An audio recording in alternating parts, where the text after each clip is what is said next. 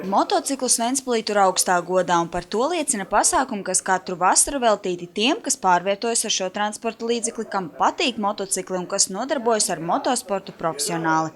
Ventspilī jau ilgus gadus darbojas motoklubs Rodeo, kas ir iniciators vērienīgām supermotokrosa sacensībām Vembunkers lielā balva. Jau 5. reizi supermotokrosa sacensības notiks Piedzīvojuma parkā, kurā šim pasākumam par godu tiks uzbūvēta speciāla supermotokrosa trase, kura būs interesanta ar to, ka tiek būvēta katru gadu no jauna un ir unikāla ar savu sarežģīto rokrakstu, neatkārtojamību un pārskatāmību.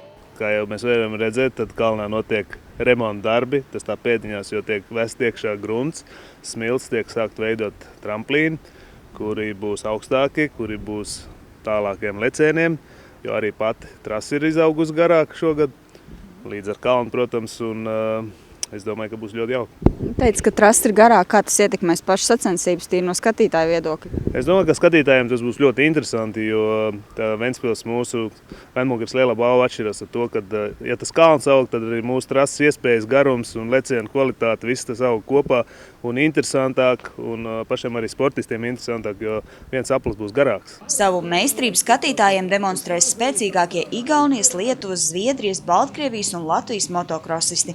Ventspilniekiem interesanti būs nolūkoties uz vietējā kluba labākajiem. MX1 klasē Dāvi Līvu, Prītu Ratsepu un cerams, ka pēc traumas atguvies un MX2 klasē startēs arī Kristevs Drevinskis. Dāvis Līvs pie Ventspilnieku kluba pieskaitāms jau 2. sezonu. Tagad pagājušo nedēļu bija Ķegumā, piedalījos Eiropas čempionātā 250 klasē, kurā vienā no braucieniem izcīnīja 18. vietu un iegūta 3 punktus un biju ātrākais no latviešiem. Tā kā arī Latvijas čempionātā MX2 klasē esmu šobrīd 2. vietā kopvērtējumā un es uzskatu diezgan labi gājis. Ko tu uzskatīsi par sīvāko konkurentu svētdienas sacensībā? Svētdien es piedalīšos MX1 klasē, kur būs noteikti igauņi, mans komandas biedrs Prīts Ratseps un šeit pat vietējā latviešu Dāvs Ivanovs, kas ir šobrīd labā kondīcijā. Es domāju, ka būs daudz konkurentu. Piedzīvojuma parkā skatītājus izklaidēs arī šovs.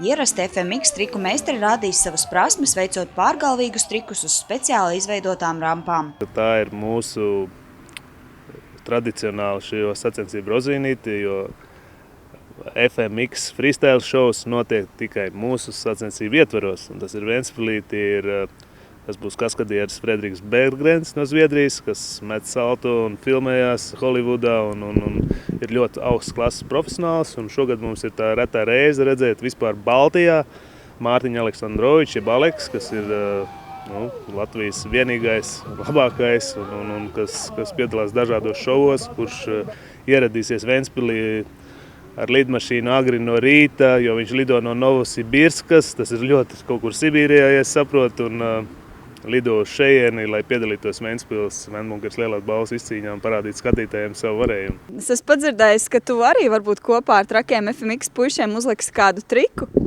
Ja būs daudz skatītāju un atbalstīs man un sauks man ārā šo pasākumu, tad kas to zina, varbūt arī uzliekšu kopā ar Aleksi. Šoreiz organizatori pasākumu veidojuši tā, lai svētdien jau no 1:00 dienā Piedzīvojuma parkā atpūta būtu garantēta visiem, gan ventspilniekiem, gan pilsētas viesiem. Turklāt aicināts arī ģimenes ar bērniem, jo padomāts būs par visiem. Gita Mārtiņsona, Mārtis Putnieks, Kurzemes televīzija.